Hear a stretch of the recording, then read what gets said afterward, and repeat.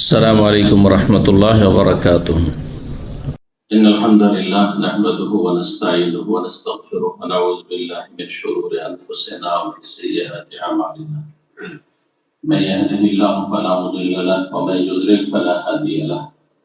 وأشهد أن لا إله إلا الله وحده لا شريك له وأشهد أن محمدا عبده ورسوله. صلى الله تعالى عليه وعلى آله وصحبه وسلم تسليما كثيرا. يا أيها الذين آمنوا اتقوا الله حق تقاته ولا تموتن إلا وأنتم مسلمون. يا أيها الناس اتقوا ربكم الذي خلقكم من نفس واحدة وخلق منها زوجها وبث منهما رجالا كثيرا ونساء واتقوا الله الذي تساءلون به والأرحام إن الله كان عليكم رقيبا. يا أيها الذين آمنوا اتقوا الله وقولوا قولا سديدا يصلح لكم أعمالكم ويغفر لكم ذنوبكم ومن يطع الله ورسوله فقد فاز فوزا عظيما. أما بعد فإن خير الحديث كتاب الله وخير الهدي هدي محمد صلى الله عليه وسلم. شر الأمور محدثاتها وكل محدثة بدعة وكل بدعة ضلالة وكل ضلالة في النار. أعوذ بالله من الشيطان الرجيم. إن الذين آمنوا وعملوا الصالحات كانت لهم جنات الفردوس نزلا. সম্মানিত মসজিদের উপস্থিতি, আজ আমরা আল্লাহ রাব্বুল আলামিনের বিশেষ তৌফিকে এবং তারপরে আমাদের এলসবেরির দিনী ভাইদের সার্বিক সহযোগিতায় এই মসজিদে আমরা উপস্থিত হতে পেরেছি। কিছু কথা আল্লাহ রাব্বুল আলামিনের এবং তার প্রিয় রাসূল সাল্লাল্লাহু আলাইহি ওয়াসাল্লামের শোনার জন্য, শোনাবার জন্য, জানার জন্য, জানাবার জন্য। এই জন্য বিশেষভাবে রব্বুল আলামিনের অশেষ শুকরিয়া আদায় করি, বলুন আলহামদুলিল্লাহ। শুকরিয়া আদায় করি মসজিদের কর্তৃপক্ষ, দায়িত্বশীল ভাইদের, বিশেষভাবে আবু আমান জাহাঙ্গীর ভাই ওয়াফাকাহুল্লাহু তাআলা ওয়া হাফিজাহু ওয়া আফাহু, তার এবং তার সাথে যারা এই মসজিদ কমিটিতে রয়েছেন তাদের শুকরিয়া আদায় করি। আল্লাহ যেন তাদের উত্তম প্রতিদান দান করেন। জাযাকুমুল্লাহু খাইর। শুকরিয়া আদায় করি আপনাদের। আপনারা অধিকাংশই এই ছোট্ট শহরে আশেপাশে দূর দূরান্ত থেকে এসেছেন, লন্ডন থেকে এসেছেন। অনেক ভাইদেরকে আমি ব্যক্তিগত চিনি, হয়তো দেখা হয়েছে অথবা কথা হয়েছে। অনেকের সাথে কথা না হইলেও আমাদের সম্পর্ক, আমাদের ভালোবাসা, আমাদের যোগাযোগ আল্লাহর জন্য এবং তার দ্বীনের জন্য। ইন্নামা ওয়ালিয়্যুকুমুল্লাহু ওয়া রাসূলুহু ওয়াল্লাযীনা আমানু আল্লাযীনা ইউকিমুনাস সালাতা ওয়া ইউতুনাজ যাকাতা ওয়া হুম রাকিউন। রব্বুল আলামিন ইরশাদ করছেন, আমাদের এই ভাতৃত্ব, এই সম্পর্ক সম্পর্কে, ইন্নামা ওয়ালিয়্যুকুমুল্লাহ, নিশ্চয় তোমাদের বন্ধু, ভালোবাসার মানুষ, তাদের চিনি আর না চিনি, তাদের সাথে দেখা সাক্ষাৎ হোক আর নাই হোক, প্রথম আল্লাহ তোমাদের ওয়ালি, তোমাদের ভালোবাসার যিনি সবচেয়ে বেশি হকদার, যিনি আল্লাহ রাব্বুল আলামিন তোমাদেরকে তার ইবাদতের জন্য সৃষ্টি করেছেন এবং তোমাদের সার্বিক কল্যাণ তিনি চান, যিনি সবকিছুর মালিক, তোমাদের সবকিছু দিয়েছেন তোমাদেরকে, সুতরাং ইবাদত বন্দেগী তার হবে। যিনি দিয়েছেন তার ইবাদত, তিনি তোমাদের ওয়ালি, পৃষ্ঠপোষক, অভিভাবক। হ্যাঁ, আল্লাহ রাব্বুল আলামিনের জন্য আল-ওয়ালা, পূর্ণওয়ালা ভালোবাসা। ওয়া রাসূলুহু, তারপরে তার রাসূল সাল্লাল্লাহু আলাইহি ওয়াসাল্লামের সাথে ভালোবাসা। ওয়াল্লাযীনা আমানু, এবং যারা মুমিন, মুসলিম, ঈমানদার, তাদের সাথে ভালোবাসা। কোন মুমিন মুসলিম? জন্মসূত্রে শুধু মুসলিম নয়। আল্লাযীনা ইউকিমুনাস সালাহ, যারা সালাত ৫ ওয়াক্ত কায়েম করে তাদের ঈমান ইসলামের পরিচয় দিয়ে থাকে, প্রমাণ পেশ করে থাকে। ইউতুনা যাকাত, যাকাত দিয়ে মুসলিম সমাজের আর্থিক সমস্যার সমাধান করে থাকে, যা আল্লাহ ফরজ করেছেন। ওহম রাকিউন, এবং আল্লাহর আদেশ নিষেধের সামনে তারা বিনয়ী ঝুঁকে যায়। আল্লাহ রাব্বুল আলামিন এই সম্পর্কে কথা বলেছেন। এই সম্পর্ক আমাদের যেন আল্লাহর জান্নাত পর্যন্ত কায়েম রাখেন, বহাল রাখেন, এবং আমাদের এই সম্পর্ক অটুট রাখার তৌফিক দান করেন। এই সম্পর্কে রয়েছে ইখলাস, আল্লাহ সন্তুষ্টি, দুনিয়ার কোনো স্বার্থ থাকবে না। এবং এই সম্পর্ক যত বেশি মজবুত হবে, তত বেশি একসাথে মিলেমিশে আল্লাহর দ্বীনের খেদমত করার জন্য সর্বাত্মক চেষ্টা করবেন, এবং নিজের জন্য সৌভাগ্য মনে করবেন যে যতটা বেশি আল্লাহর দ্বীনে নিজের অংশ রাখতে পেরেছে। আপনি সম্মানিত এর দ্বারা, আপনি লাভবান এর দ্বারা। আল্লাহ রাব্বুল আলামিন ভাববেন না যে আল্লাহর দ্বীনের কাজ করলাম, কিছু অবদান ইহসান রাখলাম, বরং আল্লাহ বালিল্লাহু ইয়ামুন্নু আলাইকুম আন হাদাকুম লিল ঈমান, আল্লাহর ইহসান অবদান তোমাদের উপর অনুগ্রহ, যে তোমাদেরকে আল্লাহ এই জান্নাতের রাস্তা দেখিয়েছে। সুতরাং যে যত বেশি আল্লাহর দ্বীনের ক্ষেত্রে নিজের ভাগ রাখতে পারবে, অংশ রাখতে পারবে, সময় দিয়ে, শ্রম দিয়ে, অর্থ দিয়ে, পরামর্শ দিয়ে, যার যেমন ক্ষমতা আছে তা দিয়ে, সে তত বেশি সফল, তত বেশি সেই ব্যক্তি ধন্য। আল্লাহ সেই দলে আমাদেরকে যেন সামিল করে নেন, তার রহমত দ্বারা তিনি যেন আমাদেরকে ঢেকে নেন, এবং আল্লাহর দুনিয়াতে আমাদেরকে সুখের জীবন দান করেন, এবং আখিরাতে আল্লাহ জান্নাতে যেন আমাদেরকে একসাথে একত্রিত হওয়ার তৌফিক দান করেন। দুনিয়া আখিরাতে আল্লাহ সম্মানিত করেন, আযাব থেকে, বালা মুসিবত থেকে, লাঞ্ছনা থেকে আল্লাহ যেন আমাদের সকলকে, যেসব ভাই বোনেরা উপস্থিত হয়েছেন সবাইকে আল্লাহ যেন সুরক্ষিত রাখেন, হেফাজত রাখেন। সম্মানিত ভাতৃমণ্ডলী, আমাদের এখানকার বিষয়বস্তু সম্পর্কে নিশ্চয় দেখেছেন, জান্নাত লাভের উপায়। এটি হচ্ছে মানব জীবন লক্ষ্য উদ্দেশ্য। মানব জীবন লক্ষ্য উদ্দেশ্য হচ্ছে জান্নাতে চলে যাওয়া। এটা হচ্ছে আপনার মূল জীবনের টার্গেট। এখানে যদি পৌঁছে যেতে পারেন, এই টার্গেটে থাকতে পারেন, আপনি অবিচল থাকতে পারেন, তো আপনি হচ্ছে আসল সফল, কামিয়াব। এটি আসল সফলতা। আর এর জন্যই আল্লাহর ইবাদত বন্দেগী, এর জন্য আল্লাহর নির্দেশ, ওমা খালাকতুল জিন্না ওয়াল ইনসা ইল্লা লিয়াবুদুন, এর জন্যই মানব জাতির সৃষ্টি। আমি তোমাদেরকে সৃষ্টি করেছি একমাত্র আমার ইবাদতের জন্য। তাওহীদ ভিত্তিক যদি সেই কাজটি হয় তাহলে ইবাদত। তাওহীদ ভিন্ন যদি ইবাদত হয় তার নাম শিরক। সুতরাং আল্লাহর একত্বের সাথে যা কিছু করবেন, ফরজ হোক, ওয়াজিব হোক, সুন্নাত হোক, মুস্তাহাব হোক, নফল হোক, হারাম নাজায়েজ থেকে বেঁচে থাকা হোক, কবিরা থেকে বেঁচে থাকা হোক, অথবা সাগীরা অপছন্দনীয় কথা কাজ থেকে বেঁচে থাকা হোক, সব হবে আল্লাহর জন্য। এটা যদি এই পার্থিব জগতের দুনিয়াতে যতটা সময় আমাদেরকে আল্লাহ দিয়েছেন, প্রত্যেকেই যদি এই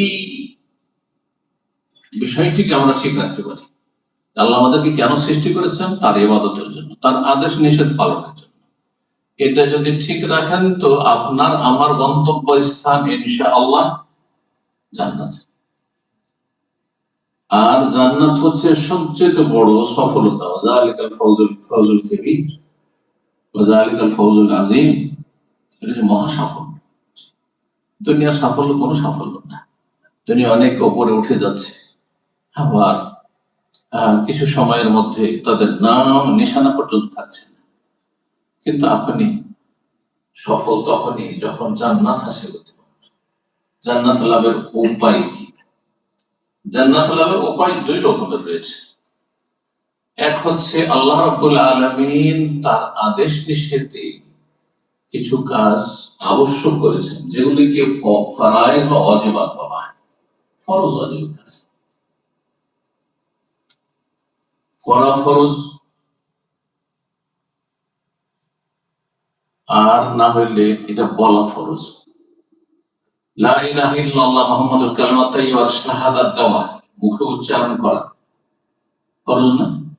তাহলে বলা ফরজ। 5 ওয়াক্ত সালাত কায়েম করা হ্যাঁ আমলের ফরজ। যাকাত আদায় করা ফরজ।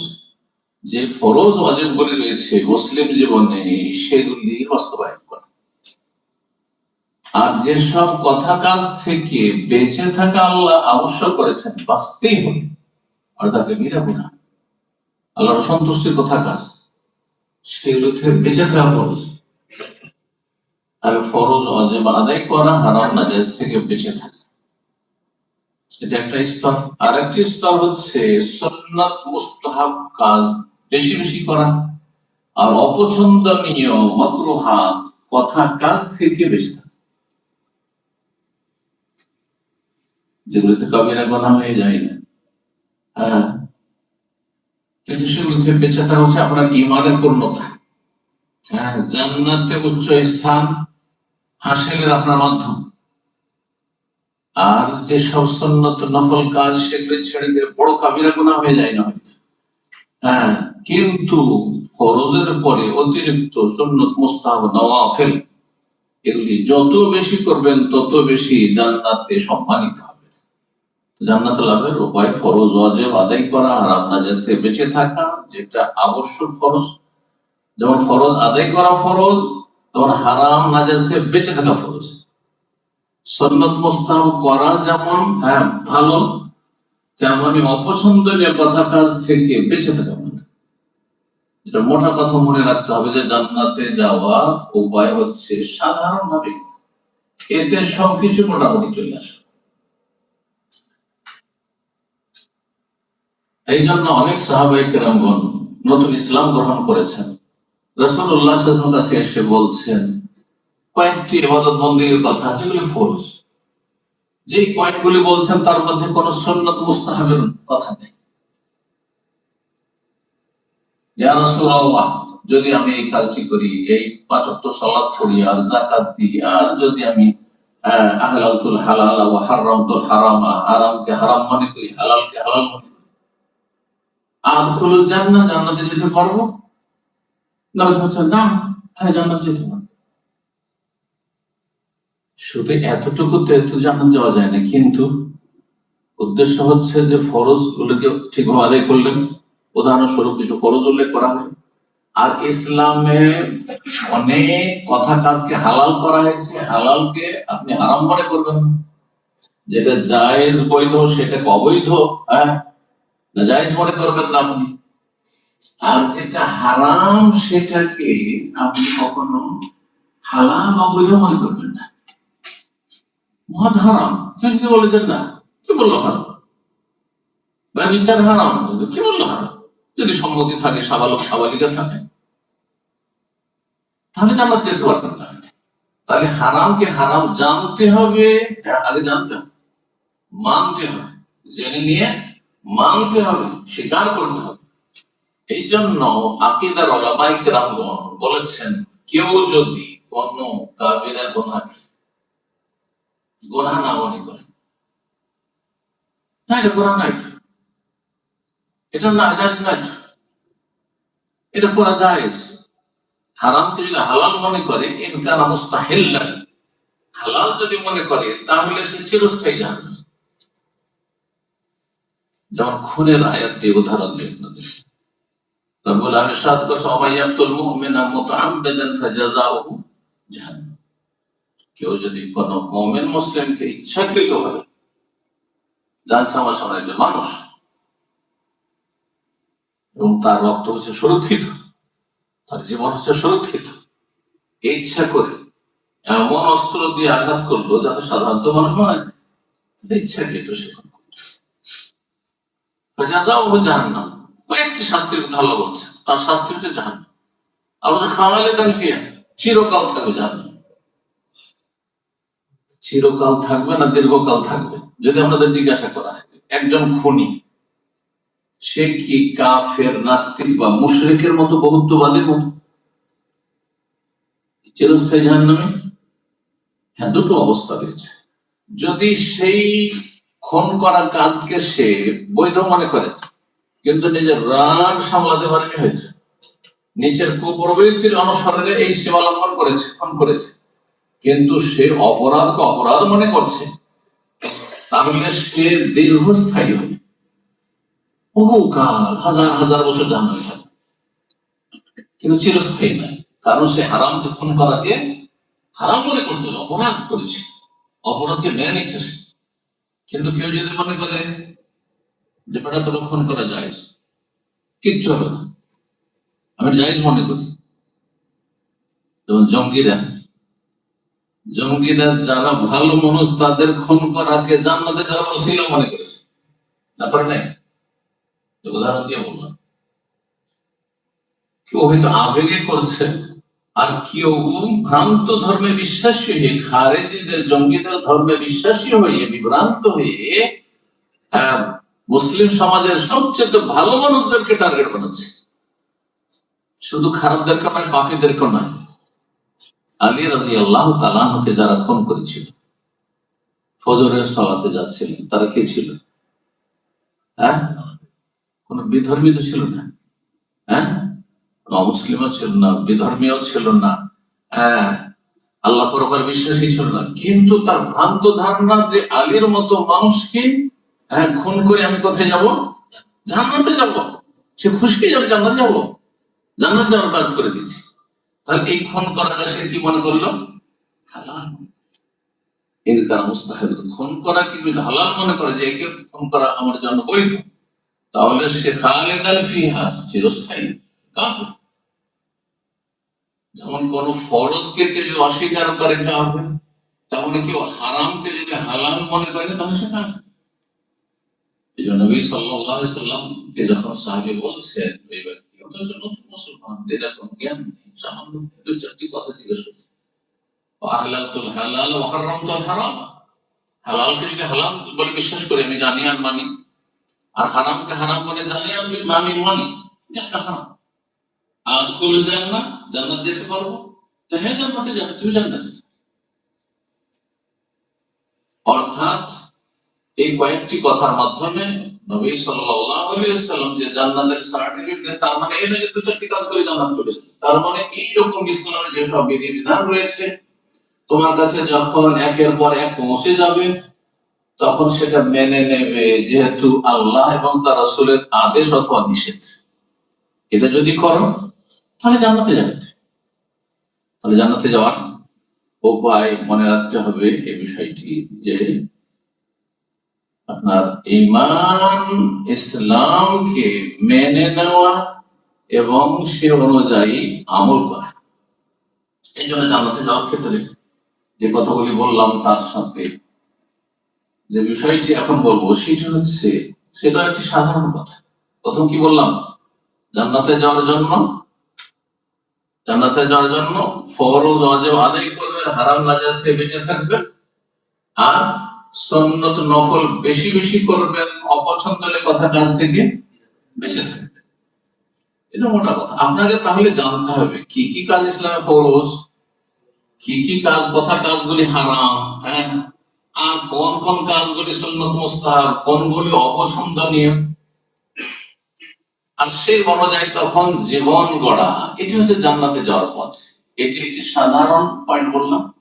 আর একটি সাধারণ পয়েন্ট বলি, যাতে ইসলামের যতগুলি বিষয় রয়েছে কোরআন এবং সুন্নাহয়, বিভিন্ন আয়াত এবং হাদিস ছড়িয়ে ছিটিয়ে আছে, যে এই আমলের মাধ্যমে জান্নাতে যেতে পারবে, এই আমলের মাধ্যমে জান্নাতে যেতে পারবে, এই কথা কাজের মাধ্যমে জান্নাতে যেতে পারবে, সে সবগুলিকে শামিল। তা হচ্ছে আল ঈমান ওয়াল আমালুস সালিহ, ঈমান এবং ভালো আমল। বহু আয়াত কোরআনে কারিমে রয়েছে। একদিক থেকে যখন পড়বেন, কোরআন তেলাওয়াত করবেন, যদি অর্থ পুরোপুরি নাও বুঝেন, কিন্তু ঈমান শব্দ তো বুঝেন। ঈমান থেকে আমন, ইউমিনুনা, আর আল আমাল মানে আমল, আর সালেহ মানে ভালো আমল, ঠিক না? বহু আয়াত কোরআনে কারিমে রয়েছে। ইন্নাল্লাযীনা আমানু ওয়া আমিলুস সালিহাত, নিশ্চয়ই যারা ঈমানদার হয়ে গেল, তাহলে ঈমানের পরিপন্থী অবস্থা যেন না থাকে আপনার, বেঈমান না হন না। আমাদের বাংলা ভাষা আমরা বেঈমান কাকে বললেন, যে মিথ্যা কথা বলি, তুমি কিছু বেঈমানি করলো না। বেঈমান মানে এখানে আমি যেটা বুঝাতে চাইছি, আপনার ঈমান নেই। যেই কথা কাজগুলি আল্লাহ এবং তার রাসূল বিশ্বাস করতে বলেছেন, হ্যাঁ, অন্তরে বিশ্বাস করে মেনে নিতে বলেছেন, আপনি মানছেন, বিশ্বাস করছেন না। আল্লাহর প্রতি বিশ্বাস, আল্লাহর অস্তিত্বে বিশ্বাস, আল্লাহর রুবুবিয়াতে বিশ্বাস, আল্লাহর উলুহিয়াতে বিশ্বাস, আল্লাহর আসমা সিফাতে বিশ্বাস, এই যে ঈমান বিল্লাহর ক্ষেত্রে 4টি পয়েন্ট। তারপরে আপনার মালায়েকার প্রতি বিশ্বাস, ফেরেশতার প্রতি বিশ্বাস, রাসূলগণের প্রতি বিশ্বাস, আসমানি কিতাব সমূহের প্রতি বিশ্বাস, পরকালের মরণ থেকে শুরু করে জান্নাত পর্যন্ত যতগুলি স্তর রয়েছে কোরআন এবং সুন্নাহয় সবগুলি স্তর বিশ্বাস করা, তার কোন একটি অস্বীকার করেন, তাহলে আপনার ঈমান নেই। তাহলে কিয়ামতে যে বড় লক্ষণ করে দিয়েছে সেগুলি সুস্পষ্ট, আয়াত ও হাদিস দ্বারা প্রমাণিত, বিশ্বাস করতে হবে। সেগুলিও আপনার পরকালের প্রতি ঈমানের অন্তর্ভুক্ত এবং ভালো মন্দ তাকদীরের প্রতি বিশ্বাস। এগুলো হচ্ছে মৌলিক বিষয়। এছাড়া শাখা প্রশাখা অনেক বিশ্বাসের বিষয় রয়েছে, যেগুলি অন্তরে বিশ্বাস করে সেগুলি মেনে নেওয়ার নাম ঈমান। ঈমান মানে হচ্ছে বিশ্বাস করে সেটাকে সাদরে গ্রহণ করা বা মেনে নেওয়া। এটা হচ্ছে একটি উপায়, সবচেয়ে বড় উপায়। ঈমানের মাধ্যমে জান্নাতের আশা রাখা। ঈমান ছাড়া জান্নাত পাওয়া যাবে না, বিশ্বাস ছাড়া অবিশ্বাসী জান্নাত পাবে না। বিশ্বাস করলো কিন্তু বিভিন্ন কারণে মানলো না, সেও জান্নাত। রাসূলুল্লাহ সাল্লাল্লাহু আলাইহি ওয়াসাল্লামের চাচা আবু তালেব, উলামায়ে কেরাম তার উদাহরণ পেশ করেছেন যে আবু তালেবের আমাদের মতোই, আমাদের চেয়ে বেশি বিশ্বাস ছিল যে আমার ভাতিজা সত্যি রাসূল, আমার ভাতিজা সত্যিকারের রাসূল, কিন্তু মেনে নিতে পারেনি। রোম সম্রাট যখন নবী সাল্লাল্লাহু আলাইহি ওয়াসাল্লাম চিঠি লিখলেন হেরাক্লের কাছে, তখন তার বিশ্বাস হয়ে গেছিল। হ্যাঁ, এই জন্য বেশ কিছু কথা তিনি বলেছিলেন যে আমি যদি নিশ্চিত থাকতাম যে মদিনায় মুহাম্মদ রাসূলুল্লাহ সাল্লাল্লাহু আলাইহি ওয়াসাল্লামের খেদমতে পৌঁছতে পারবো, তো লাগাসালতু আন তাদমিহি, সহিহ বুখারী হাদিস, তাহলে তার দুই পা আমি ধুয়ে দিতাম। যে সার্বিক সহযোগিতা করতাম, কিন্তু যখন পরিস্থিতি খারাপ, জীবন থেকে মেরে দেবে, রাজত্ব তো কেড়ে নিবে, কিন্তু জীবনও বাঁচতে পারবো না, তখন আচ্ছা আচ্ছা আচ্ছা থামো থামো থামো, তোমাদের পরীক্ষা করছিলাম।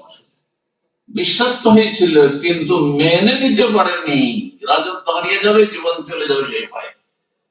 তাকে তো মুসলিম বলা যাবে না। আবু তালেব কেন মানতে পারেননি? বাবা সব ভালো কথা বলছে, সব কথা ভালো, কিন্তু লোকজনের, সমাজের লোক কি বলবে যে আমার বাবা আব্দুল মুত্তালিব মুরব্বী, আমার বাবা, তার ধর্ম ছেড়ে দিয়ে ভাতিজার কথা শুনবো, সমাজে কি বলবে, লোকে কি বলবে? এইরকম এতদিন এটা করে আসলাম, আল্লাহ সর্বতর বিরাজমান বলে আসলাম, এতদিন বলে আসলাম যে ওসিলা ধরতে হবে, হ্যাঁ, পীর আউলিয়া এদের ওসিলা ধরতে হবে, তাহলে জান্নাত পাওয়া যাবে। এখন কি করে এটা বলেছি? এতদিন মোনাজাত করে আসলাম সম্মিলিত, এখন কি করে বলবো যে না এটা বিদআত? এই আবু তালেব চরিত্র রয়েছে, গোঁড়ামি রয়েছে, অন্ধত্ব রয়েছে। ইসলাম অন্ধত্ব শেখায় না, ইসলাম শেখায়, হ্যাঁ, দলিল প্রমাণ জানা এবং সে অনুযায়ী মেনে চলা, চোখ খুলে চলাফেরা করা। কোন রাস্তা চলার মতো, কোন রাস্তা চলার মতো না, কোন রাস্তায় শত্রু বসে আছে অথবা হিংস্র পশু বসে আছে, জীবনের ঝুঁকি আছে, সেই রাস্তা থেকে সাবধান। এর নাম হচ্ছে ঈমান। ইসলাম হচ্ছে ইলমের নাম, জ্ঞান অর্জন করার নাম। ঈমান ইসলাম হচ্ছে আমল করার নাম। সুতরাং বলে রাখবেন, ঈমানের কথা সঙ্গে বললাম জান্নাতে যাওয়ার জন্য, এবং শুধু ঈমানের দাবিদার হলে হবে না যে আমি এগুলো বিশ্বাস করি, বিশ্বাসের প্রমাণ দিতে হবে। এই বিশ্বাসের প্রমাণের জন্য আমিলুস সালিহাত, আল্লাহ বলেন ইন্নাল্লাযীনা আমানু ওয়া আমিলুস সালিহাত, নিশ্চয়ই যারা ঈমান নিয়ে আসলো, ওয়া আমিলুস সালিহাত, এবং ভালো কাজগুলি করলো। তার বোঝা গেল যে এই 2-4টি ভালো কাজ নয়, আপনার খেয়াল খুশি। এইরকম মুসলিম সমাজে ভালো কাজ অনেকে করে।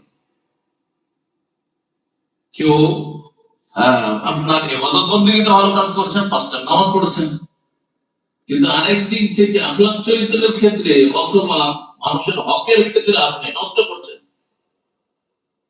তাহলে আপনি ভালো আমল আংশিক করলেন আপনি। আবার এর বিপরীত আমাদের সমাজে অনেক লোক আছে যে নামাজ টামাজ নাই, কিন্তু বাপ মায়ের খেদমতের নামাজের চাইতে অনেকে ভালো আছে, কিন্তু বেনামাজ, বাপ মায়ের খেদমত করে জান্নাত শুধু। আর ভাই বোন সবাইকে প্রতিষ্ঠিত করলাম, সবার বিয়ে শাদী দিলাম, আমি একা এসেছিলাম ইউকেতে, তার সবকে একে একে নিয়ে আসলাম, প্রতিষ্ঠিত করলাম, জান্নাত। নামাজ ছাড়া জান্নাত, যাকাত ছাড়া জান্নাত নেই, সিয়াম রমজান মাসে সিয়াম রোজা ছাড়া জান্নাত নেই, হজ ছাড়া জান্নাত নেই। তো ইসলাম হচ্ছে উদখুলু ফিস সিলমি কাফা, পূর্ণরূপে ইসলাম প্রবেশ করতে হবে।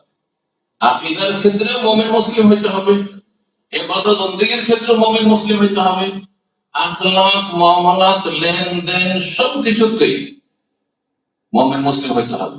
অন্য ভাষায় বলতে গেলে আল্লাহর হক যথাযথ আদায় করতে হবে, এবং মানুষ যে কোন স্তরের প্রত্যেক আমাদের হক রয়েছে।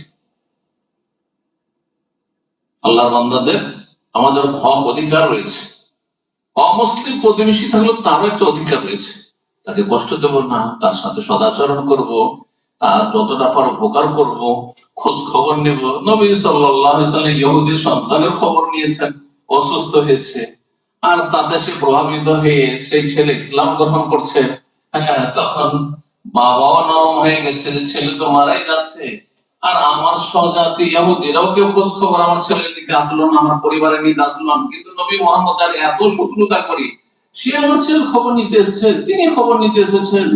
আতি আবুল কাসিম সাল্লাল্লাহু আলাইহি ওয়াসাল্লাম, আরে আবুল কাসিম মুহাম্মদ সাল্লাল্লাহু আলাইহি ওয়াসাল্লাম কথা বাবা শোনে না, আপনি কর্ম করি না, গিয়ে সিলটা দিয়ে চিন্তা করুন। তাহলে তাহলে অন্য ভাষায় জন্য বললাম যে জান্নাতে যাওয়ার পথ বা নেক আমল হচ্ছে আল্লাহর হক ঠিকভাবে আদায় করা, আর আল্লাহর বান্দা আল্লাহর সৃষ্টির হক ঠিকভাবে আদায় করা, মাখলুকাতের হক ঠিকভাবে আদায় করা। কিন্তু সবাই একই স্তরের নয়, বাপ মায়ের মতো ভাই বোন নয়, আর ভাই বোনের মতো চাচারা নয়, আর চাচাদের মতো চাচাতো ভাইয়েরা নয়, ইত্যাদি। মামা আর খালাদের মতো কেউ চাইতে যারা দূরে আছে তারা নয়। এইভাবে এইভাবে যার যেমন হক রয়েছে সে সম্পর্কে জানতে হবে, আদায় করতে। এর নাম হচ্ছে নেক আমল, ভালো কাজ, জান্নাত যাওয়া। রব্বুল আলামিন সূরাতুল কাহফের আয়াত নম্বর 107 এ ইরশাদ করেছেন, ইন্নাল্লাযীনা আমানু ওয়া আমিলুস সলিহাত, নিশ্চয় যারা ঈমানদার হয়ে গেল এবং ভালো কাজগুলি করলো। মনে রাখবেন কিন্তু ভালো কাজ আল্লাহর হক ঠিকভাবে আদায় করা, মানুষের হক ঠিকভাবে আদায় করা, সৃষ্টির হক ঠিকভাবে আদায় করা। আপনার বাড়িতে যদি কুকুরও থাকে আর সেই কুকুর রাখার বৈধতা থাকে, এটা মনে রাখতে হবে। আপনি সবাই কুকুর রাখা, আপনি রাখা শুরু করলেন, কোন কুকুর রাখা যায়, কোনখানে যায় আর কোনখানে না যায়, আপনার নাকি মাইনাস হয়ে যেতে হবে, আপনাকে জানতে হবে। আপনার বাড়িতে বিড়াল রাখছেন আপনি, আর এইদিকে ঘর বন্ধ করে বিড়ালটাকে বন্ধ করে চলে গেলেন আপনি সফরে, ওমরায় গেলেন, হজে গেলেন, বিড়াল করে পড়ে আছে, জানতে যাওয়ার কাজ করলেন। তাহলে শুধু মানুষের হক নয়, প্রাণীর পশু প্রাণীরও হক রয়েছে, এগুলো জানতে হবে। এগুলো নেক আমল, এগুলোর ক্ষেত্রে গুনাহ রয়েছে, জাহান্নামে যাওয়ার কারণ হতে পারে। যেমন হাদিসে রয়েছে, যারা ভালো কাজগুলি করবে কানাতুল লাহুম জান্নাতুল ফিরদাউস, নাউজুবিল্লাহ, তাদের জন্য জান্নাতুল ফিরদাউস, প্যারাডাইস, সর্বোচ্চ জান্নাত, সবচেয়ে উচ্চ মানের জান্নাত, জান্নাতুল ফিরদাউসে তাদের জন্য মেহমান নওয়াজির ব্যবস্থা করা, তাদের জন্য আতিথ্যের ব্যবস্থা রব্বুল আলামিন করবেন। মেহমান হবেন আল্লাহ, আল্লাহর মেহমান হবে জান্নাতে, কানাতুল লাহুম জান্নাতুল ফিরদাউস, নাউজুবিল্লাহ। ক্ষতিগ্রস্ত হওয়ার ক্ষেত্রে, ক্ষতিগ্রস্ত কে যে জান্নাতে যেতে পারবে? দুনিয়ায় অনেক কিছুই করেছেন, বরং দুনিয়ার কোনো অভাব ছিল না, কোনো ঘাটতি কমতি ছিল না, কিন্তু জান্নাতে যেতে পারলেন না। ইন্নাল ইনসানা লাফি খুসর, এইরকম মানুষ সবগুলি হচ্ছে লস, ক্ষতিগ্রস্ততা, লস আর লস। ইল্লাল্লাযীনা আমানু, ঈমানদার। ওয়া আমিলুস সালিহাত, নিজেরা ভালো আমল করলেন, ভালো লোকদের সংখ্যা বাড়াবার চেষ্টা করলেন। এ কথা গতকালকে আলোচনায় বলছিলাম যে প্রতিকূল পরিবেশে, খারাপ পরিবেশে যেখানে থাকছেন, যেখানে পাপের ছড়াছড়ি বেশি আর নেকির রাস্তা খুব কঠিন বা সংকুচিত, সেখানে একান্তই যদি থাকতে হয় তো আপনার মতো ভালো মানুষদের সংখ্যা বাড়াবার চেষ্টা করেন দাওয়া ইলাল্লাহর মাধ্যমে। আপনি দিশেহারা মানুষ যারা আল্লাহ রাস্তা চেনেন না, আল্লাহর দিনকে জানেন না, আল্লাহ সম্পর্কে, আল্লাহর দিন সম্পর্কে, আল্লাহ রাসূল সম্পর্কে বিরূপ ধারণা, তাদের ভুল ধারণা রয়েছে, তাদের সংশয় নিরসন করেন, তাদের ভুল ধারণা দূর করেন, তাদের ইসলাম, স্বচ্ছ ইসলাম তাদের সামনে ভালো করে তুলে ধরেন, এর মাধ্যমে ভালো মানুষদের সংখ্যা বাড়ান। আল্লাহ বলছেন জন্য। আর এই পথে অবিচল থাকতে হবে, যার জন্য সবরের প্রয়োজন। সমাজে ভাতে জান্নাতে যাওয়ার কারণ বলছিলাম, বলা যেতে পারে যে আমি যে ভাষা দিয়ে বললাম তো এটি 2 নম্বর বা 3 নম্বর কারণ হইতে পারে। ঈমান, আমল সালেহ, নেক আমলের মধ্যে সমস্ত আমলগুলি চলে আসে। আবার যদি চিন্তা করতে বলি আপনাদের, যেমন ফরজ ওয়াজিব আদায় করা, সুন্নাত নফল আদায় করা, হারাম নাজায়েজ থেকে বেঁচে থাকা, অপছন্দনীয় কথা কাজ থেকে বেঁচে থাকা বললাম, তেমনি ঈমান এবং নেক আমলের মধ্যে সমস্ত জান্নাতে যাওয়ার যেগুলি ভালো আমল রয়েছে সবগুলি চলে আসে, সেটা ফরজ হোক অথবা সুন্নাত, মুস্তাহাব, নফল কাজ হোক। কিন্তু মুসলিম জীবনে সবচেয়ে বড় ফরজ কাজ, সবচেয়ে গুরুত্বপূর্ণ কাজ হচ্ছে আল্লাহর তাওহীদ প্রতিষ্ঠা করা। তাওহীদ ইল্লা লিয়াবুদুন মানে লিওয়াহিদুন, তাওহীদ ভিত্তিক ইবাদতবন্দি করা। সূরাতুল ফাতিহাতে বারবার করে রবের সামনে অঙ্গীকার করেছেন প্রতি রাকাতে, ইয়াকা না'বুদু ওয়া ইয়াকা নাস্তাঈন, হে আল্লাহ একমাত্র তোমার ইবাদত করি, না বদকা মানে আপনার ইবাদত করি, আর ইয়াকা না'বুদু শুধু আপনারই ইবাদত করি, আর কারো না, ওয়ালা না'বুদু গায়রাক। এই অঙ্গীকার, অঙ্গীকার শুধু মৌখিক না, অন্তর থেকে, কথায়, কাজে, সার্বিক জীবনে একমাত্র আল্লাহর ইবাদত করা, সামান্য ইবাদত, সব সারা জীবন সব আল্লাহর জন্য করছেন। কিন্তু কখনো শয়তান, মানুষ শয়তান অথবা জিন শয়তান বিভ্রান্ত করলো যে আল্লাহর ওলি আউলিয়াদের কাছে দিলে আপনার তো এত বালা মুসিবত, একবার যেই দেখেন নাকি অনেক লাভ হয় শুনেছি, অনেক লাভ হয় শুনেছি। এক লোক সহি আকীদার সমাজের লোক ছিল, কিন্তু জাহিল, দিন সম্পর্কে জ্ঞান ছিল, যথেষ্ট পয়সার মালিক, পয়সার অভাব ছিল, ব্যবসা বাণিজ্যের অভাব ছিল। তার আত্মীয়তা হইল এক মাজার পন্থী ফ্যামিলির সাথে, পরিবারের সাথে। তারপরে তাকে এই মানুষরূপী শয়তানে তাকে কি করলো, কুমন্ত্রণা দিল, যেমন জিন শয়তানে কুমন্ত্রণা দেয় মানুষ। এক শ্রেণী আছে তারাও মিনাল জিন্নাতি ওয়ান নাস, আল্লাহ বলেছে, যেমন জিন কুমন্ত্রণা ওয়াসওয়াসা দেয়, মানুষ শয়তান ওয়াসওয়াসা দেয়, মিনাল জিন্নাতি ওয়ান নাস, সূরা নাস। বললো যে আপনার বিভিন্ন বালা মুসিবত আসছে, এক কাজ করেন, আজমির শরীফে যান, কাজ হয়, এটা চাদর চড়ে চলে আসে। চলে গেল চাদর চড়াইতে, কথা শুনে বিয়ের সাথে চলে গেল, বিয়ে বেরোলো বিয়ে, আর এ বলছে আহলে হাদিস, জাহেল আহলে হাদিস, স্পষ্ট ভাষায় বলছে। কিন্তু আহলে হাদিস কি তাও জানে না, জন্মসূত্রে সে আহলে হাদিস ঘরে জন্মেছে, কিন্তু এত পয়সার মালিক যে আল্লাহর দিন সম্পর্কে জানার কোন ফুরসত হয়নি, চলে গেল মাজার, একটা চাদর চড়িয়ে চলে আসলো, বিয়ে বেরোলো, একটা চলে আসলো, একটা চড়িয়ে চলে আসলো। সত্য ঘটনা বলছি জি, এটা বিরাট মাদ্রাসা, যেহেতু পয়সা আছে আমাদের দেশে, যার যত পয়সা সে তত বড় বেশি পদ পায়, ধর্মেও পদ পায়, মসজিদ মুতাওয়াল্লি, বেনামাজি, বেদিন, শিরকি আকীদার গোমরা, কিন্তু পয়সা আছে, ক্ষমতা আছে। যাই হোক, চাদর চড়িয়ে আসার পর আল্লাহ পরীক্ষায় ফেলে দিন, আল্লাহ এটা করে নুয়াল্লিহি মা তাওয়াল্লা, আল্লাহ যেদিকে যাবে ওইদিকে পাঠিয়ে দেবে। আল্লাহর একটি শাস্তি হচ্ছে যে আপনি যদি মসজিদ মুখী না হন, আপনি যদি ওই আপনার কোন আস্তানা মুখী হন, আপনি নাস্তিকদের অনুসারী হয়ে যান, আপনি যদি ওর পাপমুখী হয়ে যান, আল্লাহ বলছেন নুয়াল্লিহি মা তাওয়াল্লা, যেদিকে যাবো ওইদিকে ঘুরিয়ে দেবো, ওইদিকেই ঠেলে দেবো। আল্লাহ বলছেন নুসলিহা জাহান্নাম, তারপর জাহান্নামে ঢুকিয়ে দেবো। তখন আল্লাহ অসহায় ছিলেন, আল্লাহর খাস মদত থাকে না।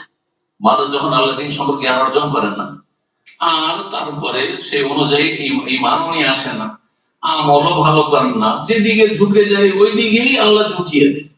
ফিরে আসার পরে সেই বছর আমাদের অঞ্চলে কিন্তু আম বাগান খুব বেশি, আপনি জানেন, মালদহ, চাঁপাইনবাবগঞ্জ, রাজশাহী, এগুলো আমের দেশ। বিশাল আম বাগানের ব্যবসায়ী, নিজেরও কয়েকশো বিঘা আমের বাগান। এত ফলন হইল যে সে বিভ্রান্তিতে পড়ে গেল। তারপর তার মন্তব্য শুনলে, জাহিলের মন্তব্য শুনলে বলছে যে সত্যি এবার যে আজমির শরীফের চাদরটা চড়িয়ে এসেছি, এই জন্য আমার আম বাগানের ফলনও ভালো হয়েছে। পাক্কা মুশরিক হয়ে গেল, পাক্কা মুশরিক হয়ে গেল। বুঝতে পারলেন এবার? জি হ্যাঁ। তো তাওহীদ হচ্ছে জান্নাতে যাওয়ার সবচেয়ে বড় উপায়, মাধ্যম। আর তাওহীদের বিপরীত, তাওহীদ যদি সবচেয়ে বড় ইবাদত হয়, সবচেয়ে গুরুত্বপূর্ণ ইবাদত হয়, তার সবচেয়ে বড় অপরাধ হচ্ছে শিরক, কুফর। তো এটা সবচেয়ে বড় অপরাধ। যখন মানুষ শিরক করে তখন স্থায়ী জাহান্নামে হয়ে যায়। মানুষ যখন কাফের হয়ে যায় তখন স্থায়ী জাহান্নামে হয়ে যায়। আর মানুষ যদি তাওহীদবাদী হয় আর আমলে ত্রুটিও থাকে, বিলম্ব হলেও জান্নাতে যাবে। অর্থাৎ শিরক যদি না থাকে আর মেলা পাপ আছে, হারাম খেয়েছেন, হারাম ব্যবসা করেছেন, হারাম জায়গায় চাকরি করেছেন, আর রুজি রোজগারে হারামের সংমিশ্রণ আছে, কিন্তু শিরক করেন, কুফরি করেননি, 5 ওয়াক্ত সালাতের হেফাজত, বেনামাজি হননি আপনি, আধা নামাজি, নামাজ ঠিক রেখেছেন। কারণ নামাজ হচ্ছে তাওহীদের বহিঃপ্রকাশ, প্রমাণ যে আপনার তাওহীদ ঠিক আছে। এই জন্য 5 বার এসে আল্লাহর সামনে টাইমে হাজির হচ্ছে না। এটা যদি ঠিক থাকে তো বিলম্বে হইলেও, লেটে হইলেও, হাজার হাজার বছর পরে হইলেও জান্নাতে যাবে। কারণ জান্নাতের রাস্তা ঠিক আছে। তাওহীদ হচ্ছে জান্নাতের রাস্তা, সুন্নাহ হচ্ছে জান্নাতের রাস্তা। আর শিরক বিদআতের সাথে যতই বেশি আমল করেন না কেন, যতই বেশি আমল করেন না কেন, রাস্তায় আলাদা। শিরকের রাস্তা কোথায় নিয়ে যাবে? জাহান্নামে নিয়ে যাবে। বেদাতের রাস্তা কোথায় নিয়ে যাবে? জাহান্নামে নিয়ে যাবে। আপনি তো জান্নাতের রাস্তায় হারিয়ে দিয়েছেন। এর হাতে যাবেন লন্ডন, আর লন্ডনের রাস্তা না ধরে ধরে নিয়েছেন ওর বিপরীত রাস্তা ধরে নিয়েছেন। ম্যানচেস্টার রাস্তা ধরেছেন, স্কটল্যান্ড রাস্তা, যেটা আমি বুঝছি উল্টো দিকে না। তারপর বলছেন যাচ্ছেন কোথায়? কেউ জিজ্ঞাসা করছে আপনাকে কোথায় যাচ্ছে, কোথায়? লন্ডন। লন্ডনের কাছে কখনো যেতে পারবেন না, যত যাবেন তত দূরে যাবেন, তত দূরে। ঠিক ওই রকমই যারা শিরকের পথের পথিক হয়ে, বেদাতের পথের পথিক হয়ে 5 ওয়াক্ত নামাজে শত শত রাকাত নামাজ পড়ে। জানেন যে আমাদের বেদাতি সমাজে এশা নামাজ কয় রাকাত পড়ে? 17 রাকাত পড়ে। আল্লাহ 4 ফরজ করেছেন, 2 সুন্নাতের রাতে বা, আর সর্বনিম্ন 1 বেতন যথেষ্ট। তার 7-এর জায়গায় কত পড়ে? 17। আর যদি একটু ভালো করেন তো নয়, কিন্তু তারা 17 পড়ে। 17 পড়েছে আর শিরকও করেছে। আমলে তো আমাদের চাইতে 10 রাকাত বেশি পড়লো। আমি 7 পড়লাম, সে 17 পড়লো, তো অনেক বেশি আমল করেছে। করেছে না? কিন্তু আমার রাস্তা হচ্ছে জান্নাতের রাস্তা, তাওহীদ সুন্নাহর রাস্তা, তার রাস্তা হচ্ছে জাহান্নামের রাস্তা। যত স্পিডে যাচ্ছে ততই বেশি জান্নাত থেকে দূরে, জাহান্নাম থেকে কাছাকাছি হয়ে যাচ্ছে। এই হচ্ছে অবস্থা। এই জন্য আইম্মায়ে কেরামগণ বলেছেন যে একজন ফাসিক, পাপিষ্ঠ, মুওয়াহিদ এবং সুন্নতের অনুসারী, সুন্নত তাওহীদ সুন্নাহর অনুসারী, তাওহীদ সুন্নাহ মোতাবেক জীবনযাপনকারী যদি ফাসিক, পাপিষ্ঠ হয়, টাকনার নিচে কাপড়, দাড়ি নেই, আর বিভিন্ন হারাম খায়, বিড়ি সিগারেট পান করে, সে একজন বেদাতি আবেদের চেয়ে ভালো। বেদাতি আমল, এই বেদাতি আমল করে বেদাতি আবেদ কোথায় যাচ্ছে? জাহান্নাম থেকে কাছাকাছি হয়ে যায়, জান্নাত থেকে দূরে হয়ে যাচ্ছে। আর এই ব্যক্তি যে ফাসিক, তাওহীদ সুন্নাহ থাকার কারণে জান্নাতের রাস্তায় চলছে, কিন্তু কচ্ছপের গতিতে আস্তে আস্তে চলছে। কবরের আযাব হবে, জাহান্নামে কিছুদিন যাবে, আর হাসরের মাঠে হাবুডুবু করবে, আর তারপরে পুলের ওপর ক্ষত বিক্ষত হবে, কিন্তু হয়তো শেষ করে হোঁচট খেতে খেতে জান্নাতে পৌঁছে যাবে। কারণ রাস্তাটা তার কি ছিল? ঠিক ছিল। আশা করে বুঝতে পারছেন। এই জন্য জান্নাতে যাওয়ার জন্য গুরুত্বপূর্ণ পয়েন্ট হচ্ছে তাওহীদ, আল্লাহর তাওহীদ। এই তাওহীদ সম্পর্কে আর এই শিরক সম্পর্কে বহু আয়াত এবং হাদিস রয়েছে। আল্লাহ কোরআন এখানে বলেছে সব গুনাহ মাফ করবেন, কিন্তু যাকে চাইবেন। একটি গুনাহ শুধু আল্লাহ মাফ করে, সেটা কি? শিরক। ইন্নাল্লাহা লা ইয়াগফিরু আন ইউশরাকা বিহি, শিরক করে মারা গেলে আল্লাহ কখনো মাফ করবেন। কিন্তু যদি অন্য কোন গুনাহ, শিরকের নিম্নমানের গুনাহ করে যদি কেউ মারা যায়, তাহলে মাফ করে দেবেন না যাকে ইচ্ছা মাফ করবেন? যাকে ইচ্ছা। তাহলে যারা বিভিন্ন পাপে জড়িয়ে আছেন, এই কথা মনে করিয়েন না ওই মুরজিয়াদের মতো যে আমি শিরক তো করি না, আমি মাজার যাদের এসব বিশ্বাস করি না, ভাই ফজর নামাজ পড়ে হচ্ছে না, ওইটা পড়ি না, জানাতে যাবেন? হ্যাঁ, আল্লাহ গফুর রহিম, আল্লাহ মাফ করে দিবেন। জানেন আপনি ভালো করে? নিশ্চিত আপনার কাছে কোন দলিল প্রুফ আছে যে আল্লাহ মাফ করে দেবে আপনাকে? লিমাই আসল, যাকে চাইবেন।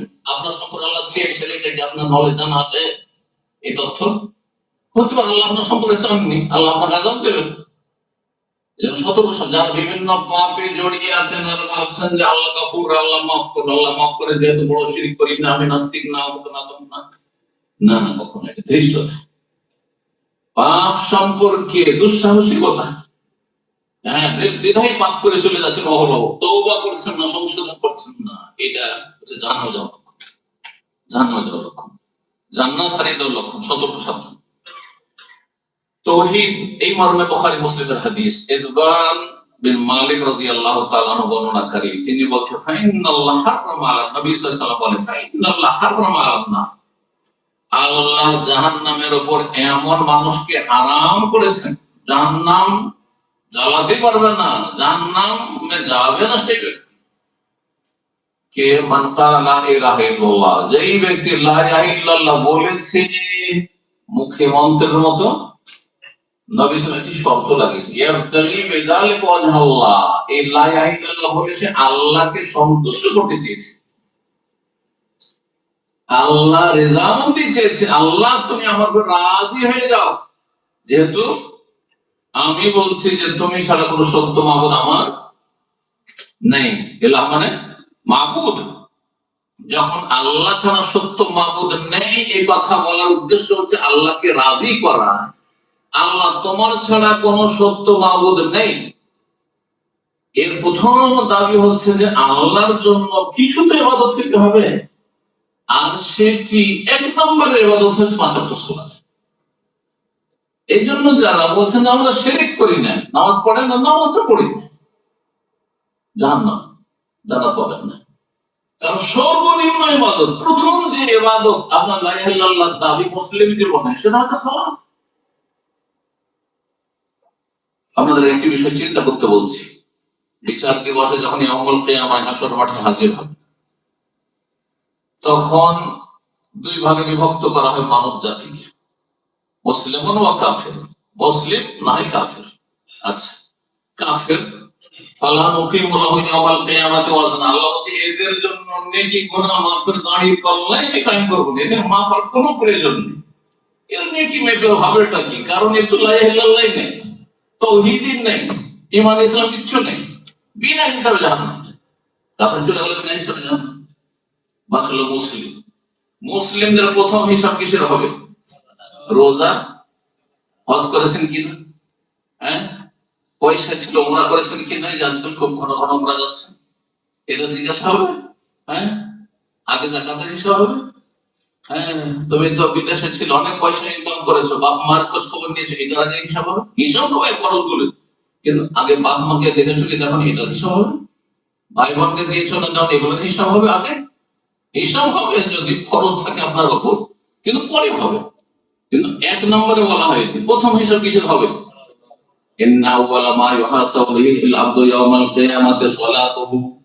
সর্বপ্রথম যে হিসাব হবে বান্দার, মানে মুসলিম যে নিজেকে বলবে যে আল্লাহ আমি তো মুসলিম, প্রমাণিত মুসলিম, আমি মুসলিম সমাজের লোক ছিলাম, আমরা মুসলিম ছিলাম না, তাহলে তোমার প্রথম হিসাব হবে কিসের? সালাত সম্পর্কে। ফাইন সালাত, যদি সালাতের অবস্থা ঠিকঠাক হয়, নামাজের অবস্থা ভালো, 5 সালাতের হিসাব দিতে পারে, 5 সালাত সাবালক হওয়ার পরে মিস হয়নি। আর যদি কিছু, অধিকাংশ মানুষদের মিস হয়েছে, কেউ 25 বছরের মায়ের সালাত শুরু করেছে, 30 বছর শুরু করে 40 বছর শুরু করেছেন, চিন্তা করবেন না, যেটা অতীতে হয়ে গেছে সেটার জন্য ঘাটতি পূরণের ব্যবস্থা রয়েছে। নবী করিম সাল্লাল্লাহু আলাইহি ওয়াসাল্লামের হাদিসে কি বলা হয়েছে, আল্লাহ যখন সালাতের হিসাব নেবেন আর সালাতে কমতি হয়ে গেছে, সালাত ফরজ হয়েছিল 14-15 বছর বয়স থেকে একজন ছেলে মানুষের সাবালক হয়েছে সেই সময়, কিন্তু সালাত শুরু 2-4, 10 বছর 20 বছর পরে শুরু করেছে, অনেক ফরজ নামাজ ছুটে আছে, কিন্তু ঘাটতি পূরণ করা হবে। এই বান্দার একটু দেখো তো আমলনামায় ফেরেশতারা এর কোন সুন্নত নফল আছে কিনা, প্রতিদিনে 10-12 রাকাত সুন্নাত রাতে পড়েছে কিনা, তাহাজ্জুদ পড়েছে কিনা দেখো, তার তাহাজ্জুদের নেকি আছে কিনা, সালাতুদ দুহা, ইশরাক এগুলো আছে কিনা, এমনি নওয়াফিল আর আছে কি, নফল ইবাদত বন্দেগী আছে কিনা তা দেখো। এইরকমই যাকাতের ক্ষেত্রে কমতি হয়েছে, দেখো তো বেশি দান সাদকা আছে কিনা, এর নফল দান সাদকা। রোজা ফরজ রোজার ক্ষেত্রে কমতি হয়েছে, অনেক বছর রোজা রাখেননি রমজান মাসের, দেখো তো এর নফল কিছু রোজা আশুরা আছে কিনা, আরাফা রোজা আছে কিনা, মাসে 3 দিন রোজা আছে কিনা, ইত্যাদি ইত্যাদি সব আছে কিনা, এগুলো দিয়ে কমপ্লিট করা হবে। আশা করি বুঝতে পেরেছেন। কিন্তু প্রথম হিসাব কিসের হবে? মুসলিম আপনি, আমি মুসলিম, হিসাব হবে সালাত। সালাত যদি আপনি হিসাব দিয়ে দিতে পারেন, তাহলে বাকি ইবাদত বন্দেগীর হিসাবগুলি বা আমলগুলির হিসাব সহজ হয়ে যাবে। ফাকাদ আফলাহা ওয়া নাজাহা, তাহলে সেই ব্যক্তি সফল হয়ে গেল, কামিয়াব হয়ে গেল, তাহলে জান্নাতি হয়ে যেতে পারলেন। তাহলে বোঝা গেল যে তাওহীদের বহিঃপ্রকাশ 5 ওয়াক্ত সালাত জান্নাতে যাওয়ার জন্য জরুরি। সালাত ছাড়া জান্নাতে যাওয়া যাবে না। এই জন্য জাহান্নামীদের সম্পর্কে রব্বুল আলামিন সূরাতুল মুদাসসিরে বলেছেন যে জাহান্নামে যাওয়ার মূল কারণই হচ্ছে মুসলিমদের, কাফেরদের তো কুফরি, মুশরিকদের মুশরিক হওয়া, শিরক হচ্ছে জাহান্নামে যাওয়ার কারণ। এই সাই জাহান্নামী, কিন্তু মুসলিমরা জাহান্নামে যাবে অথচ মুসলিম ছিল কেন? মা সালাকাকুম ফি সাকার, কেন জাহান্নামে অথচ তোমরা তো মুসলিম ছিলে?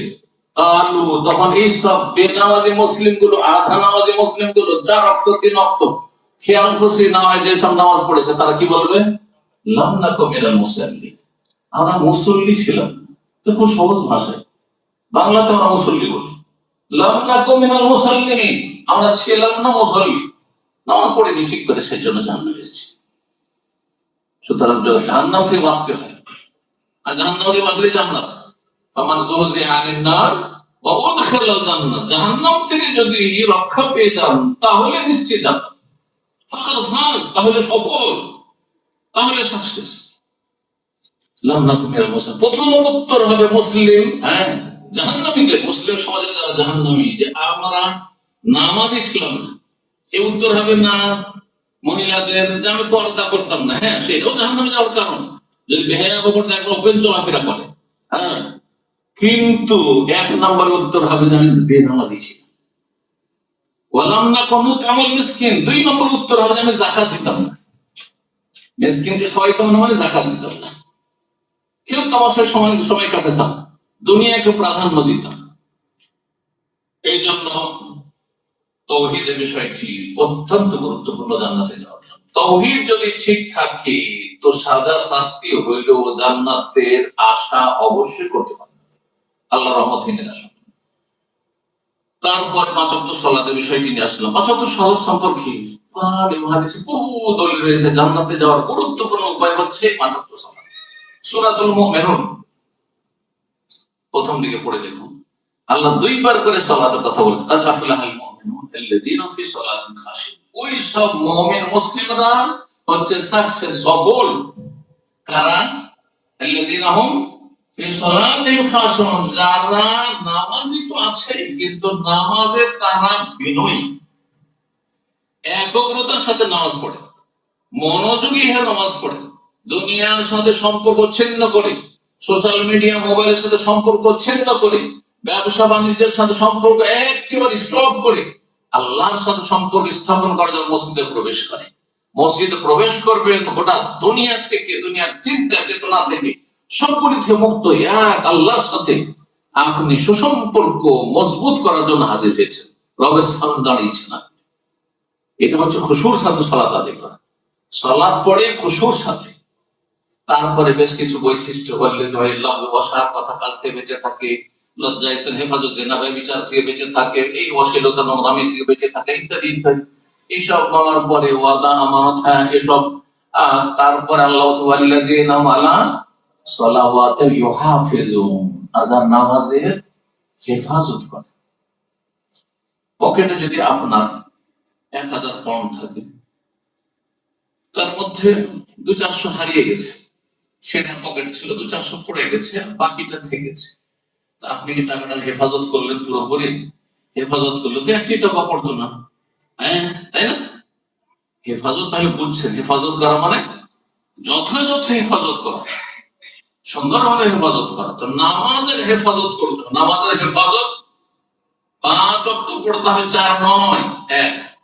নামাজের হেফাজত হচ্ছে সময় মতো পড়তে হবে, খেয়াল খুশি নয় যে একসাথে মাগরিব এশা একসাথে 3 মাস মাগরিব একসাথে পড়ছেন আপনি, অথচ সুস্থ মানুষ নামাজ পড়ে নিয়ে আবার 2-4 ঘন্টা আপনি আড্ডা দিচ্ছেন, আপনি গল্প করছেন, কাজকর্ম করছেন, জেগে বসে আছেন, এত সুবিধাবাদী। আর তারপরে আপনি ফজর সূর্য ওঠার পরে পড়ছেন আপনি জোহর আসর বিনা সফরে বিনা কারণে, এমনিতে একসাথে পড়ছেন আপনি, একসাথে 4 ওয়াক্ত চলে গেল, অফিসে পড়লেন না আপনি, অথচ পড়ার সুযোগ আছে সেখানে, আর তারপরে এসে 2-4-5 ওয়াক্ত নামাজ একসাথে পড়ছেন। অনেকে পরেই নামাজের হেফাজত আপনি করলেন না, টাইম মেনটেন করে নামাজ পড়লে, টাইম মতো নামাজ পড়তে হবে, নামাজ সুন্নতি তরিকা পড়তে হবে, নামাজের ফরজ ওয়াজিবগুলি আদায় করতে হবে, সুন্নতি তরিকা নামাজ পড়তে হবে। বেদাত দিয়ে নামাজ পড়লে নামাজের হেফাজত করলেন না। যদি এই নামাজের হেফাজত করেন আর নামাজে বিনয়ী হন, মনোযোগী হইতে পারেন, তা আল্লাহ কি বলছেন? উলাইকা হুমুল ওয়ারিসুন আল্লাযীনা ইয়ারিসুনাল ফিরদাউস ওয়া হুম ফিহা খালিদুন। এরাই তো হচ্ছে জান্নাতুল ফিরদাউসের ওয়ারিস। বাপ মা জমি জায়গা ধন সম্পদ ছেড়ে গেলে যেমন ওয়ারিস হন, উত্তরাধিকারী হন, ঠিক তেমনি রব্বুল আলামিন বলছেন যে এই বৈশিষ্ট্য যদি থাকে, আর তার গুরুত্বপূর্ণ 2 বার করে, এই 6টি-7টি বৈশিষ্ট্যের মধ্যে 2 বার করে বলছেন সালাতের কথা, নামাজের কথা। কত গুরুত্বপূর্ণ তার নামাজের ইবাদত, জান্নাত যাওয়ার জন্য, জান্নাতে বাঁচার জন্য। এরাই হচ্ছে জান্নাতুল ফিরদাউসের উত্তরাধিকারী, ওয়ারিস। আল্লাযীনা হুম ফিহা খালিদুন, তারা সেখানে তারা চিরস্থায়ী হবে, জান্নাতে সুখের জীবন কাটবে, খুলুদুন ফালা মাউত, চিরকাল সেখানে থাকবে, কোনো মরণ আসবে না। তো এই বিষয়টি মনে রাখবেন যে বেনামাজি হবেন না, আধা নামাজি হবেন না, নামাজকে নষ্ট করবেন না, না হলে জাহান্নামে যেতে হবে, জান্নাতে বঞ্চিত হয়ে যাবে। জান্নাতে যাওয়ার উপায় বললাম, জান্নাত লাভের উপায় হচ্ছে সুন্নতের ইত্তেবা করা, বিদআত থেকে বেঁচে থাকা। সুতরাং প্রতিটি ইবাদত বন্দেগী সুন্নাহ মোতাবেক করবেন, সুন্নতের খেলাফ করবেন না। মসজিদে আসছেন, এসে বিনা তাহিয়াতুল মসজিদে বসবেন না, তাহিয়াতুল মসজিদ পড়লেন না, মসজিদ সালামে নামাজ পড়লেন, যেটাকে দুখুলুল মসজিদ, সে মানুষ আমাদের বাংলা ভাষায় কি বলে? দুখুলুল মসজিদ, কিন্তু পরিভাষাটি ভুল, এই টার্মটি হচ্ছে ভুল টার্ম। আর সুন্নতি কথা হচ্ছে তাহিয়াতুল মসজিদ, মানে মসজিদ সালাম। আমার সাথে আপনার সাথে মুসলিমের দেখা হইলে সালাম দোয়া। আর মসজিদে যদি আপনি আসেন, তাহলে মসজিদের সম্মান হচ্ছে, সালামি হচ্ছে কি 2 রাকাত সালাত আদায় করে বসা। আর জুমার দিন আসছেন, এমনি সময় অনেক আজকাল জেনে নিয়েছেন আলহামদুলিল্লাহ, যারা জানেন না অনেকে আগে বসবে তারপরে নামাজ পড়া শুরু, সুন্নতের আগে মসজিদে এসে বসবে, সুন্নতের খেলাফ, তারপরে নামাজ পড়া শুরু করবে। এগুলো দেখতাম এক সময়। আলহামদুলিল্লাহ এখন জ্ঞান চর্চা হচ্ছে, অনেকেই জানছেন। কিন্তু একটি বিষয় কি সংশয় থেকে যাচ্ছে, কারণ আপনার মাযহাবে ভুল শিক্ষা দিয়েছে যে খুতবা শুরু হয়ে গেলে, খুতবা শোনা ওয়াজিব হয়ে গেছে, সেজন্য চুপচাপ বসে থাক। অথচ আপনার মাযহাব আগে না নবীর সুন্নাত আগে? মাযহাবটি নবীর সুন্নতের আলোকে হবে না সুন্নত বহির্ভূত হবে? নবীর তরিকা ছাড়া তার মাযহাব হয় না। মাযহাব যদি ইসলামের মাযহাব হয়, তাহলে কোরআন সুন্নাহ ভিত্তিক মাযহাব হবে। কথাটা ভালো করে মনে রাখেন। আমি মাযহাবের সবগুলি উড়িয়ে দিচ্ছি না, কিন্তু ভুলগুলিকে অবশ্যই উড়িয়ে দিতে হবে, ভুলকে ভুল বলতে হবে। কারণ মাযহাব আল্লাহর নাযিল বিধান নয়, কিন্তু নবী সাল্লাল্লাহু আলাইহি ওয়াসাল্লামের কথা কাজ আমলগুলি হচ্ছে আল্লাহর নাযিল বিধান। আশা করি বুঝতে পারছেন। মযহাবকে যাচাই বাছাই করতে হবে, মযহাবের ফতোয়াকে কোরআন এবং হাদিসের আলোকে, নবীর কথার আলোকে। এই নয় যে নবীর কথা মানার জন্য মযহাবকে দিয়ে চেক করতে হবে যে মযহাবে আছে কিনা, তাহলে মানবো, নাহলে মানবো না। এখানে কিন্তু গোমরাহি লুকিয়ে আছে। তাহলে আপনি বেদাতি তরিকার মানুষ, আপনি সুন্নতি তরিকার মানুষ, জান্নাতে যেতে বাধাপ্রাপ্ত হয়ে যাবেন। কুল্লু বিদআতিন দালালাহ, বেদাত করলে রাস্তা হারিয়ে ফেলবেন। কিন্তু দালালাহ মানে রাস্তা হারিয়ে ফেলা। আরবরা আজকাল বলে কোথাও আপনি যাচ্ছেন, গাড়িতে যাচ্ছেন আর রাস্তা হারিয়ে গেছেন, আপনার টার্গেট আজকাল তো হারিয়ে ম্যাপ হয়ে গেছে দেখছেন, কিন্তু ওটা অনেক সময় ভুল আপনাকে ইয়ে করে, তখন কোথা থেকে কোথায় চলে যাচ্ছেন, এর নাম হচ্ছে দল্লাহ। রাস্তা হারিয়ে ফেললেন। কিসের রাস্তা হারিয়ে ফেললেন? আপনি বেদাত করলেন তো, জান্নাতের রাস্তা হারিয়ে ফেললেন। জান্নাতের রাস্তা হারিয়ে ফেললে যেতে হবে কোথায়? জাহান্নামে যেতে হবে, অস্থায়ী অথবা স্থায়ী। যদি এত বড় কুফরির বেদাত করেন, শিরকের বেদাত করে, বড় মাজার পূজার বেদাত, কবরে সিজদা করার বেদাত, কবর পাকা করে গোশ কুতুবরা দিতে পারে, এরকম শিরকি কুফরি আকীদার বেদাত, তাহলে স্থায়ী জাহান্নামে যাবে না। আর যদি মনে করেন যে সাধারণ মানুষ চাইতে একটু কবরটা পাকা রাখি, কিন্তু এদের কাছে চাওয়া শিরক, তাহলে এই বেদাতও জাহান্নামে নিয়ে যাবে। যদি স্থায়ী নাই হোক, কিন্তু জাহান্নামে নিয়ে যাবে। বড় শিরকের কাছাকাছি পৌঁছে দিচ্ছে, কিন্তু বড় শিরক কুফরি না করলেও আপনাকে জাহান্নামে যাওয়ার শাস্তি রয়েছে। অকুল্লু দালালাতিন, রাস্তা হারিয়ে ফেললে পরিণাম হচ্ছে জাহান্নাম। যে কথাই বলছিলাম, সুন্নতের অনুসারী হন তাহলে জান্নাত পাবেন, আর বেদাত মোতাবেক যদি বেদাতে আমল করেন তাহলে জাহান্নামে যেতে হবে। যদি আমাদের ভাইরা অধিকাংশই আলহামদুলিল্লাহ মাসলাগুলি জানছেন, এক সময় জানতেন না। আমাদের দেশের প্রচলিত নামাজ শুরু হইতো, নিয়ত পড়তে হবে, এখানে নয়, এখানে নিয়ত পড়তে হবে, যায় নামাজের দোয়া পড়তে হবে। মুক্তাদি হইলে ইক্তাদি তো বেহাজার ইমাম পড়তে হবে, ইমাম হইলে আমার আনা ইমাম হইলে মান হাজার আমাল্লাম হাজার পড়তে হবে, বাঙালি হইলে আরবিতে পড়তে হবে, আর যদি পাকিস্তানি উর্দু ভাষী হয় তো উর্দুতে চলে। জানেন না? জানেন না? বাঙালির কিন্তু এই ক্ষেত্রে অ্যাডভান্স। বাঙালি কোনোদিন বাংলা ভাষায় নিয়ত পড়ে না, বাঙালি বেদাতি আরবি ভাষায় ৬ মাসের নিয়ত মুখস্থ করেছে, কিন্তু উর্দু ভাষীরা চালাক আমাদের চেয়ে। ওরা এত কষ্ট করেনি, ওদের দেখতাম নিয়ত পড়া, দেখতাম যারা বেদাতিরা, मैं नियत करता हूँ वास्ते अल्लाह के, जोहर की 4 রাকাত ফরজ নামাজ, কিবলা রুখ হোকার আল্লাহ। কথা বুঝতে পারছেন?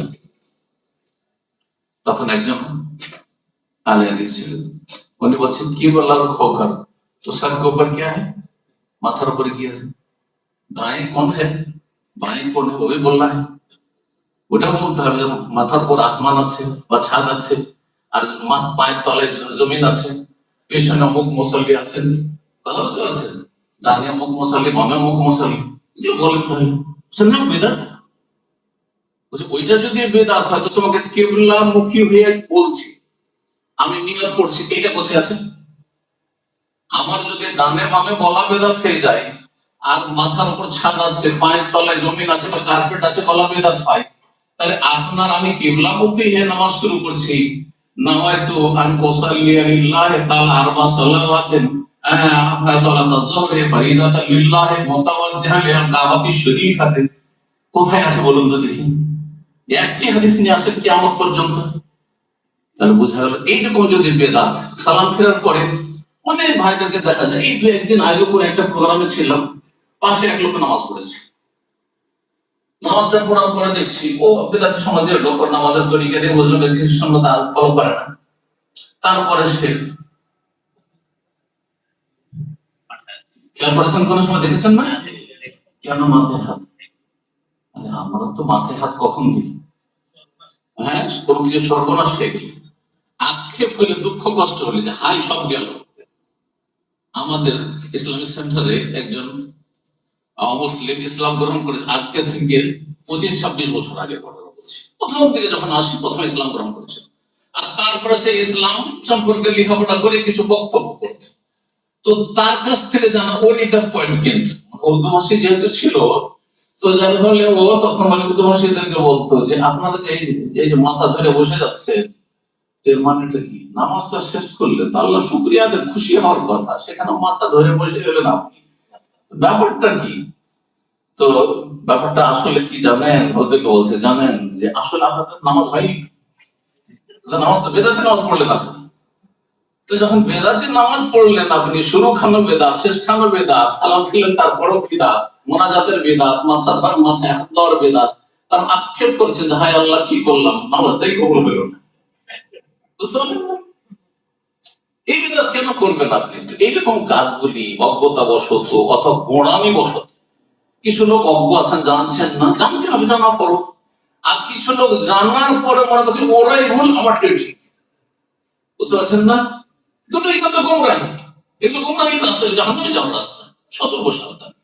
সুন্নতের অনুসারী যদি হন তো জান্নাত যাওয়া সহজ, আর বিদআত মোতাবেক অনেক বেশি আমল করলে জাহান্নামে যেতে হবে, অস্থায়ী হোক অথবা স্থায়ী হোক। আর আল্লাহ যদি মাফ করেন, যে আপনি হয়তো বড় বেদাত করেননি, আল্লাহ গফুর রহিম, যেমন বিভিন্ন গুণ আল্লাহ মাফ করতে পারে, বেদাত আল্লাহ মাফ করতে পারে। এই কথাটা এই জন্য বলছি যে আমাদের অনেক ভাইয়ের আলোচনা করতে গিয়ে বেদাতি গিয়ে একবারে একই ক্যাটাগরি জাহান্নামে বানিয়ে দেয়, এটা ভুল কথা, বাড়াবাড়ি করবে।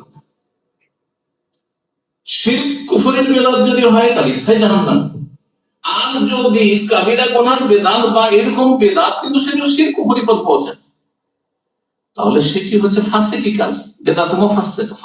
যেমন টাকার নিচে কাপড় দিলে গুনাহগার, দাঁড়িয়ে না থাকলে গুনাহগার, এইরকমই কেউ যদি ধূমপান করে গুনাহগার, মদ খায় গুনাহগার। কিন্তু মদ খায় সেই ব্যক্তি আপনার যখন মাতাল ছিল ঠিক আছে, নামাজ জায়েজ নাই, কিন্তু তারপরে সে মাঝে মাঝে মদ খায়, আর তারপরে যখন স্বাভাবিক অবস্থায় আছে নামাজ পড়তে এসছে, তার সেই ব্যক্তি ফাসিক, পাপিষ্ঠ, সে ফাসিক। ফাসিককে আল্লাহ জাহান্নামে দেবেন না, হয় আল্লাহ যদি চান তো মাফ করবেন। ঠিক তেমনি যারা বিদআত করেছে আর তাদের শাস্তি হচ্ছে, পানিশমেন্ট হচ্ছে জাহান্নাম, কিন্তু আল্লাহ ইচ্ছা করলে জাহান্নাম থেকে তাদেরকে ক্ষমা করতে পারেন। এই জন্য কুল্লু দালালাতিন ফিন্নার, মানে এই নয় যে বড় শিরককারীও জাহান্নামী, বেদাতি, আর ছোট বেদাতিও একবারে জাহান্নামী, স্থায়ী জাহান্নামী বা নিশ্চিত জাহান্নাম। যেমন টাকনার নিচে কাপড় গেলে জাহান্নাম, আচ্ছা আমি হাদিসে, কিন্তু আল্লাহ মাফ করতে পারেন না। বাধা দেওয়া কি আছে রবকে? ক্ষমার জন্য বিভিন্ন ওসিলা রয়েছে, মাধ্যম রয়েছে। অনেক নেকি যখন থাকে তখন ইন্নাল হাসানাত ইউযহিবুন সাইয়্যাত, 10টি উপায় রয়েছে। আমরা একটি আলোচনা করেছি ইবনে তাইমিয়া রাহিমাহুল্লাহ তার কিতাব থেকে, যে 10টি উপায়ের মাধ্যমে গুনাহগার ও গুনাহ নিয়ে আল্লাহর সামনে হাজির হইলেও মাফ পেয়ে যেতে পারে। তওবা করলে তো মাফ হইতে পারে, কিন্তু গুনাহ নিয়ে হাজির হইলেও মাফ হইতে পারে। কথা লম্বা হয়ে যাচ্ছে আর সময় আমার প্রায় শেষ হয়ে চলে এসেছে। আমি 2-4টি কথা শুধু আর সংক্ষেপে বলি। সেটি হচ্ছে যে দিনের জ্ঞান অর্জন করে এটি জান্নাত যাওয়ার পথ। মান সালাকা তারিকান ইয়ালতামিসু ফীহি ইলমান সাহালাল্লাহু লাহু তারিকান ইলাল জান্নাহ। এই যে দিন শিখার জন্য এখানে এসেছেন, কাছে থেকে আসেন দূরে থেকে এসেছেন, এটি জান্নাতে যাব পথ।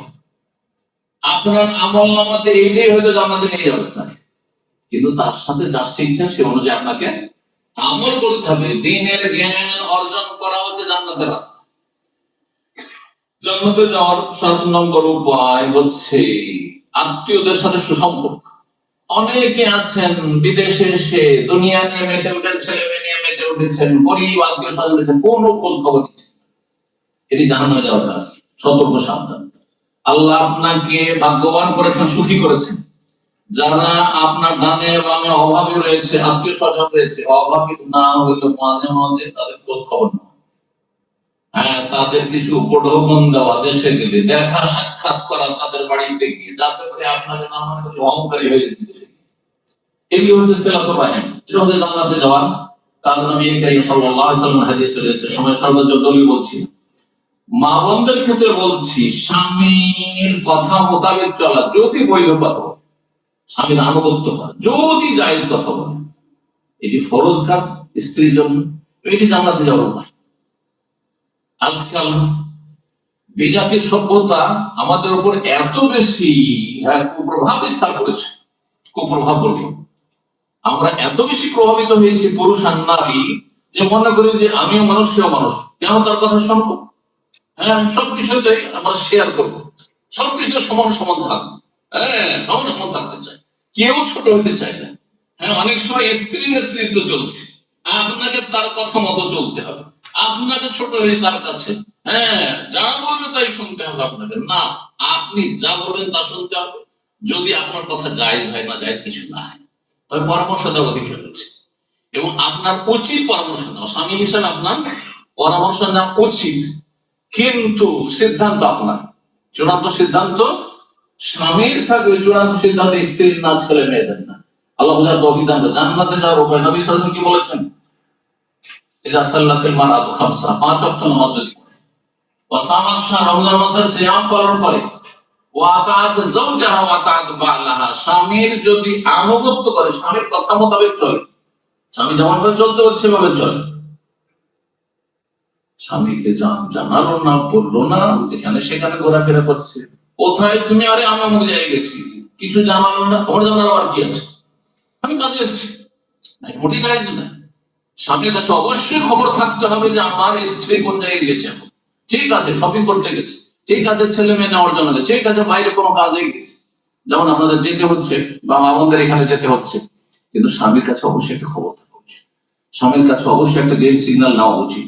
হ্যাঁ, আল্লাহ যেন বোঝার তৌফিক দান করেন। কারণ আপনারা এমন একটা দিকে যাচ্ছেন যেখানে এমন একটা হয়তো সময় চলে আসবে, আল্লাহ হেফাজত করুন, যে সামান্যতম কোনো কথা মানতে রাজি হবে না, এমন মন মানসিকতা তৈরি হচ্ছে যে স্বামীর কোনো কথা মানতে রাজি না, হারাম কাজে, জাহান্নামে যাওয়ার কাজ।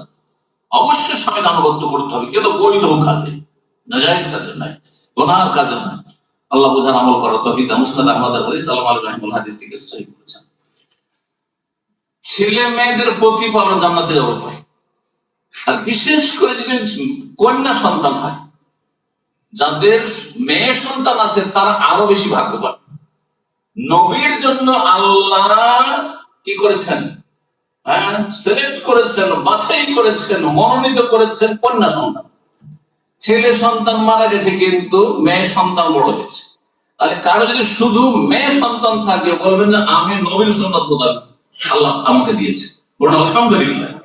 বরং এটি জান্নাতের সার্টিফিকেট, শুনে রাখেন, এটি মেয়ে সন্তান মানুষ করতে যদি পারেন, মানুষের মতো মানুষ, আর একটা ভালো ছেলের হাতে যদি তুলে দিতে পারেন এই আমানত, তাহলে জান্নাত যাওয়া নিশ্চিত।